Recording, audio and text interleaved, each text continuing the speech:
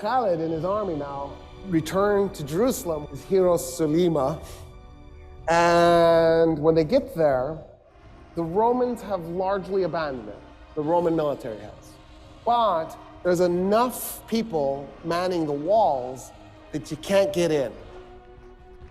So the Arab army is stuck outside, trying to figure out how to get inside so they can capture this holy city.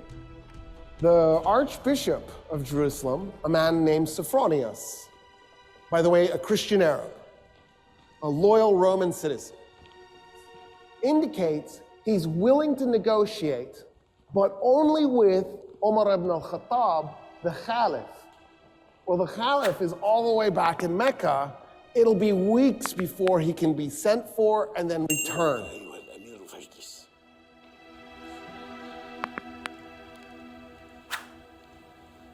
Weeks later, Sophronius comes out of the gate to meet the Caliph, and as he's approaching, he sees a man leading a camel at the front of the army. The Arab army is being led by a man leading a camel with a man on the camel. So Sophronius, and he comes up to the guy on the camel, and he says, where's the Caliph? Assalamu alaikum wa rahmatullah. And Sophronius goes, dude, you're dressed in rags. The guy's pants were mended multiple times, his shirt was mended multiple times. And he goes, no, I'm the Caliph.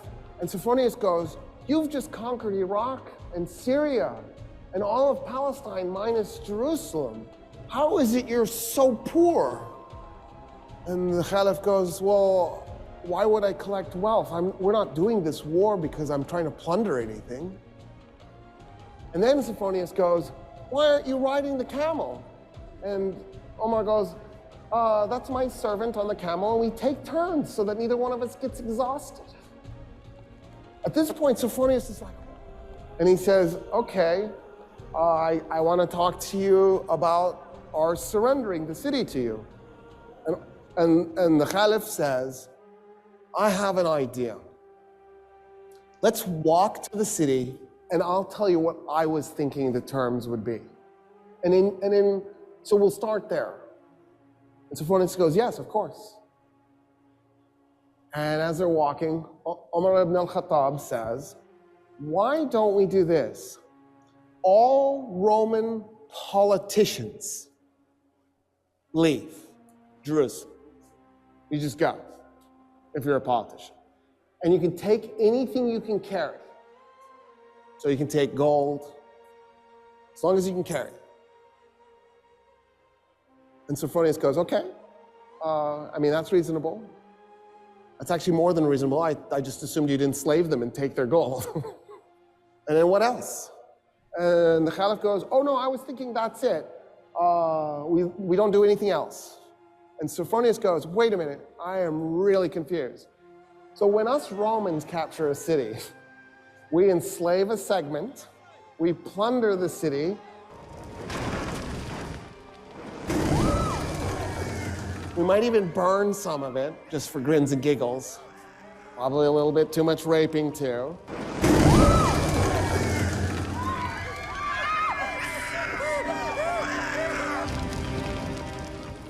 And then we declare it to be ours. What about that? And Umar ibn al-Khattab goes, no, we're not going to do any of that. No plundering, no raping, no enslaving. We don't do that stuff. And then Sophronius goes, oh, but you're going to seize property in the city. And the Caliph goes, no, we're not going to take anybody's property. We're going to leave the city exactly like it is. The only thing I want to do is eject the Roman politicians with whatever they can carry. And Sophronius goes, there's nothing to negotiate. Yeah, we surrender the city this instant. I don't understand, actually. They walk into the city. Khalid is one of the men following. Amr ibn al-As, all these guys, they're on foot. If they've got their horses with them, they're leading their horses by the reins, right? Because the leadership is on foot. There's no way they're going to ride in. They're walking. And this is a holy city to them, because Jesus is holy to them, because the Jews were holy to them. And so they see this as a holy city. Sophronius goes, tell me about your religion, as they're walking through the streets.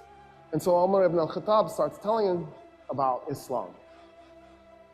Sophronius goes, it just sounds like a variation of Christianity. I feel like our religions are shockingly similar. And Umar ibn al-Khattab goes, yeah, because they are. I mean, we thought we were doing Judaism 3.0. It never occurred to us that we were going to be received as being so different. And Sophronius goes, okay. He says, you've given us such amazing surrender terms, and because I feel such kinship with your religion, will you do me an honor? Will you come to my church and pray in your Muslim way next to me as I pray in my Christian way? And Umar ibn al-Khattab goes, never. And Sophronius goes, why?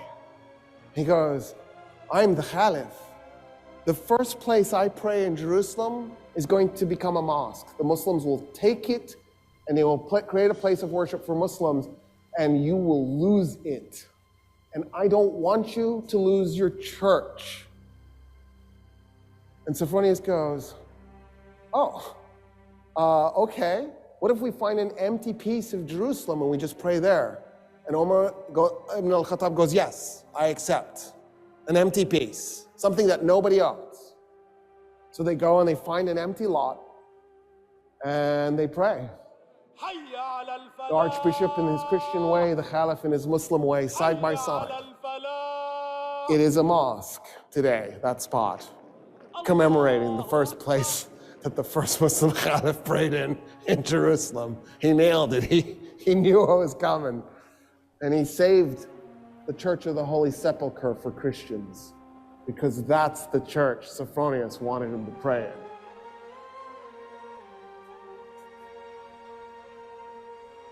At that point, the Caliph says, I want to see the Temple Mount. And Sophronius goes, why? And the Caliph goes, because it's holy. It's holy to everybody. It's holy to Christians, it's holy to Jews, it's holy to Muslims. And Sophronius goes, nah, we haven't been treating it as holy to anybody.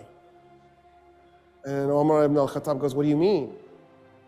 And so Sophronius says, so after we tore down the second temple of Solomon, when we conquered Palestine, we turned the Temple Mount into a garbage dump to punish the Jews. And the Caliph goes, what do you mean? And Sophronius goes, yeah, there's like 500 years of refuse on that thing. It's just a garbage dump. And he goes, show me.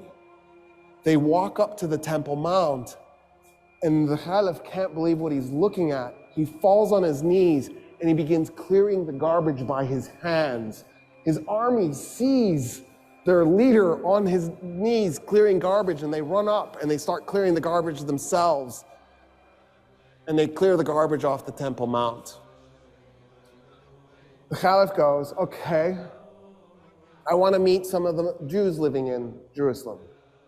And Sophronius goes, there are no Jews in Jerusalem. And the Caliph goes, what do you mean there's no Jews in Jerusalem? The city is holy to the Jews. How could there be no Jews? And he says, well, us Christians, we pretty much murder them every chance we get. We really hate Jews. In fact, in the war we just did against the Persians, the Jews sided with the Persians. And so we murdered 20,000 Jews in Jerusalem and completely purged the city of its remaining Jewish population. And Omar ibn al-Khattab goes, no, this is wrong. You can't do this. And so he turns to a convert to Islam, a Jewish convert to Islam, and he says, I need you to find me 80 Jewish families that were willing to volunteer to move to Jerusalem so we can reestablish a Jewish presence in this city. And that's how the Muslims conquered Jerusalem. And that's the stuff that's left out of your history.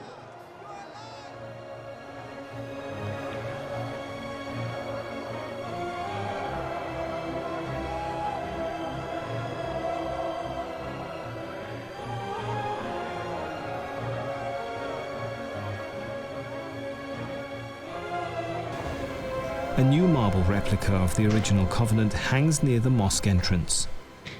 The Omari Covenant. This is an assurance of peace and protection by the servant of Allah, Omar, commander of the believers to the people of Jerusalem. He gives them an assurance of protection for the lives, properties, churches, and crosses. They shall not be occupied, demolished, or taken away. They shall not be coerced in their religion, nor shall any of them be harmed. It's not only Muslims who value the Covenant, Christians too. العهدة العمرية لم تكتب لكي تكون في فترة زمنية محددة أو في تاريخ معين. The Omari Covenant was not written to be restricted to a certain date or a historical period. Instead, it was written to form a way of life, culture, and thought. This is how we view it. And we at the Orthodox Church continuously stress the value of the Omari Covenant because it illustrates the historical context to our relationships. We link it to the present and its value in cementing the relations and avoiding signs of division and sectarianism. We're one people, one family, Muslims and Christians in this holy land. And the Omari Covenant ought to be an important element in strengthening this relationship. في ترسيخ وفي تقوية هذه العلاقة.